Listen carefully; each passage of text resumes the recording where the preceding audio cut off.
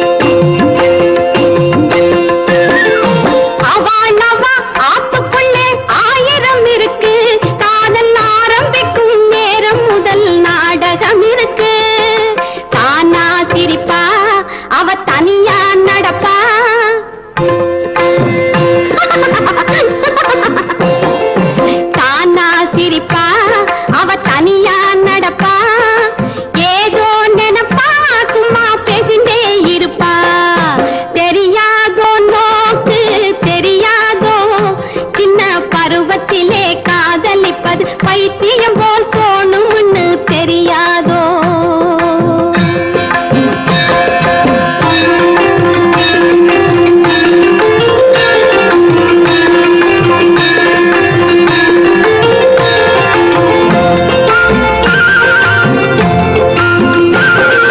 பூஜைக்காக போறவா போல் ஆம்பள போவான் அங்கே பூஜை தேடி பொம்மை நாட்டி நேரத்தில் வருவா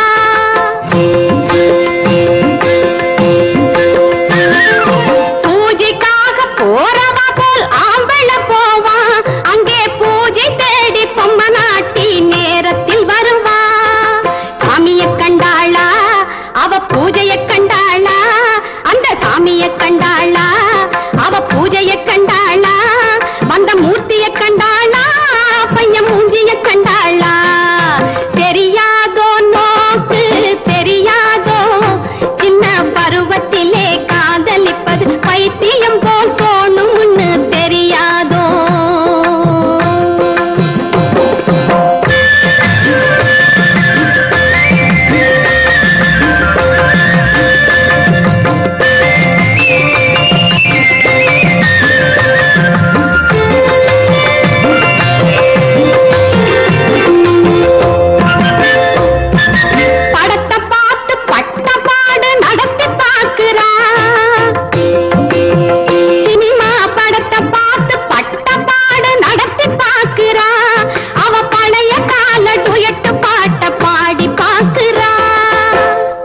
மனமோக நாங்க அனங்கே வாடுதே கனவிலும் என் மனம் தரையில் உருளுறா அவன் தலைய தடவுறா இவ தரை அறையில் அவ அம்பலமாக்குறா தெரியாதோ நோக்கு தெரியாதோ சின்ன பருவத்திலே காதலிப்பது பைத்தியம் போல் தோணும்னு தெரியாதோ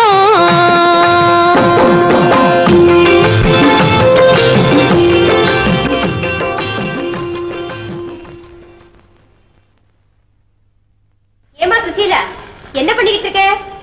அண்ணி ரொம்ப நேரமா இதுல உள்ள 5 குண்டையும் மத்தியில உள்ள ரவுண்ட்ல போட ட்ரை பண்றேன். சார் யாரு என்ன வேணும்? டைப் அடிக்கணும். ஐயா இருக்காங்களா? ஐயா இனிமே டைப் அடிக்க மாட்டாரு. நீங்க வேற யாரையாவது பாத்துக்கணும். என்னங்க நீங்க பாட்டு அவர் சொல்றாரு போயிடாதீங்க. மேட்டரை கொடுங்க, நான் சாயந்தரம் டைப் பண்ணி வைக்கிறேன். ரொம்ப நல்லது. வரேன் சார். என்ன நான் கஷ்டப்பட்டு வாடிக்கையாளர்களை சேர்த்து வச்சிருக்கேன், நீ பாட்டு விரட்டி அடிச்சுட்டு இருக்க.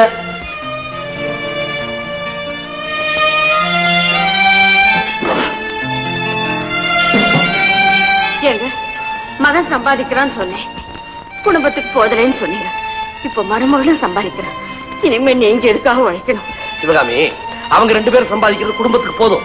ஆனா பையன் கல்யாணத்துக்கு வாங்கின கடனை மறந்துட்டியா? வட்டி முதல்ல அப்படியே பாக்கி நிக்குது, அதை எப்படி கட்டுறது? இந்த டைப்ரைட்டர் பாரு, இதுல இருக்கிற இந்த சிலிண்டர் டைப் அடிக்க அடிக்க அடிக்க கொஞ்சம் கொஞ்சமா நகரும். ஆனா இந்த எல்லைக்கு மேல எவ்வளவுதான் அடிச்சாலும் அது நகர முடியாது. ஆக பழைய இடத்துக்கு அது வந்து சேரணும். இதே மாதிரிதான் மத்திய தர வர்க்கமும். ஒரு லெவலை தாண்டி அதால முன்னேற முடியாது. அப்படியே ஏதாவது ஒரு வருமானம் வந்தா அதுக்கு ஏத்தாப்புல ஒரு செலவு வரும். அதுல கடன்பட்டு பழைய இடத்துக்கு திரும்ப வந்துருவோம். நாம கஷ்டப்பட்டு பையனுடைய கடனை அடைக்கும் போது பெண்ணுடைய கல்யாண கடன் வர காத்துக்கிட்டு இருக்கு. இதுல இருந்து நம்ம தப்பவே முடியாது. ஏன்னா we belong to the middle class. இங்க வரவுக்குள்ள செலவு அடங்கவே அடங்காது. அடங்கவே இல்ல அண்ணி. இந்த ரவுண்டுக்குள்ள 5 குண்டு வந்து சேரவே மாட்டேங்குது. ஒரு குண்டு உள்ள போட்டா 2 குண்டு வெளியே வந்துருச்சு. எதிரியுமே சீக்கிரமா சோர்ந்து போயிடக்கூடாது. கொஞ்சம் பொறுமையா முயற்சி செய்யணும். நான் ட்ரை பண்ணி பாக்கிறேன். என்கிட்ட கூட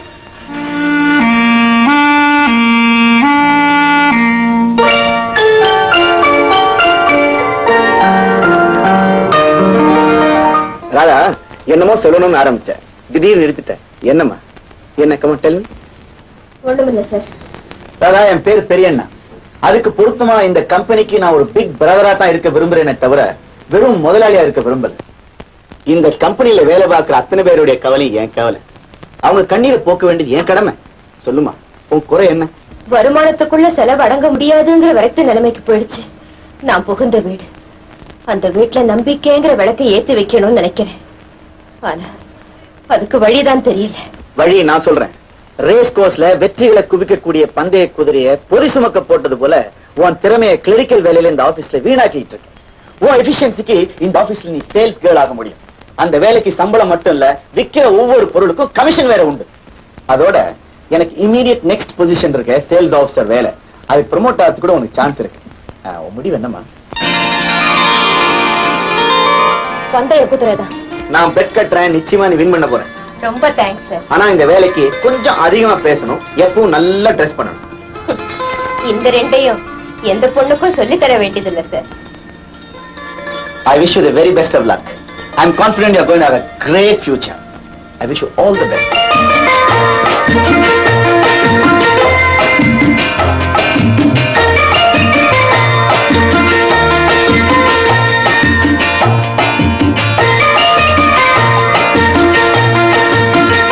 வணக்கம். நான் கிளாமர் காஸ்மெட்டிக் கம்பெனில இருந்து வரேன். இன்னைக்கு மார்க்கெட்ல எங்க அழகு சாதனங்கள் தான் ரொம்ப பரபரப்பா வைக்குது. அதுக்கு காரணம் என்ன தெரியுமா? 1 அதனுடைய கவர்ச்சி, 2 அதனுடைய புதுமை, 3 அதனுடைய பயன், 4 விலை. உதாரணத்துக்கு இந்த ஹேர் ஆயில பாருங்க.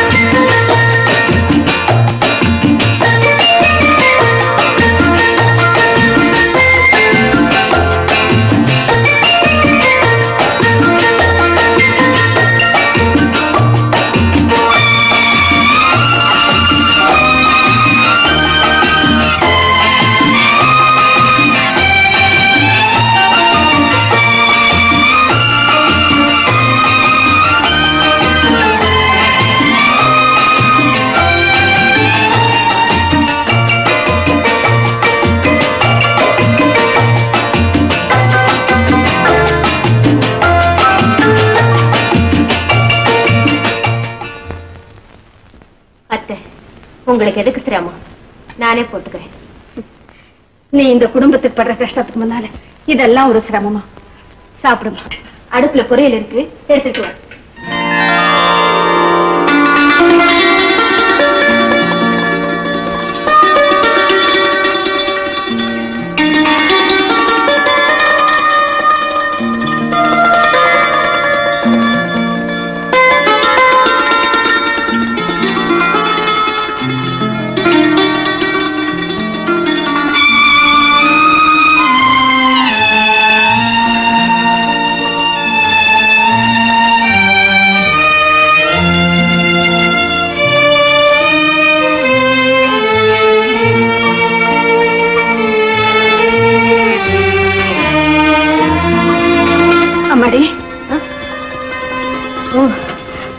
தூங்கிட்டேன்ல, வெயில்ல நடந்த களைப்பு.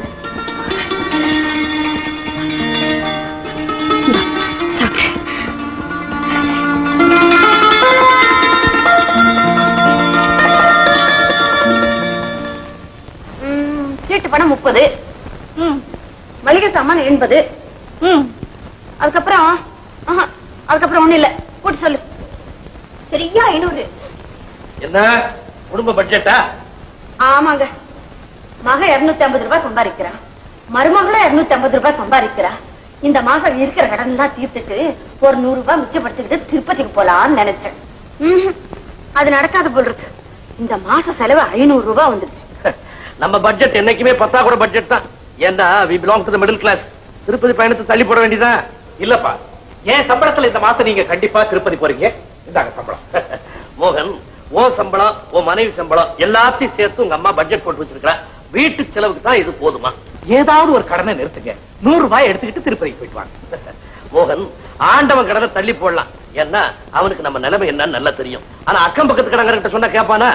என்னைக்கு நீ இந்த குடும்ப செலவு விட அதிகமா சம்பாதிக்கிறியோ அன்னைக்கு நாங்க திருப்பதி போய்க்கிறோம்ப்பா. அப்பா, எவ்வளவுதான் சம்பாதிச்சாலும் அதுக்கு தகுந்த செலவு இருக்கத்தான் செய்யும். டேய், உன் சம்பளத்தை மட்டும் நினைச்சு நீ பேசுறேன். ஆனா ராதாவும் சம்பாதிக்கிற, அதை மறந்துடாது. இவ்வளவு படிச்சிருக்கேன், நான் ஆம்பளை, என்னாலேயே இவ்வளவுதான் சம்பாதிக்க முடியுது.